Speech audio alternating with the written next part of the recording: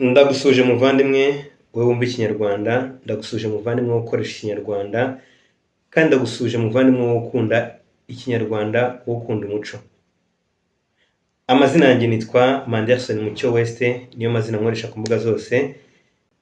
Ikinzanye hano rero ni challenge y'inyandiko Umwero. Inyandiko Umwero ni inyandiko yahanzwe n'umwarimu witwa Mugisha, yahimbye inyandiko bita Umwero ayidushyiraho nk'inyandiko mwimerere y'ikinyarwanda. Aragira ati: Abarabu bafite inyandiko z'icyarabu, Ubuhinde bufite inyandiko z'igihinde, Abashinwa bafite inyandiko zo mu Gishinwa. Ese kubera iki abanyarwanda dukomeza kwandika mu nyandiko z'ikilatini?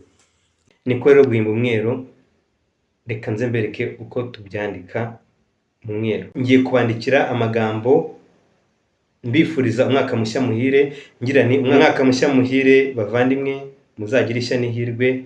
Umwaka wa 2025 uzabera umwaka w'uburumbuke, icyo mwerekeje ibiganza byanyu kizaberere. Reka mbereke uko byandikwa mu Mwero.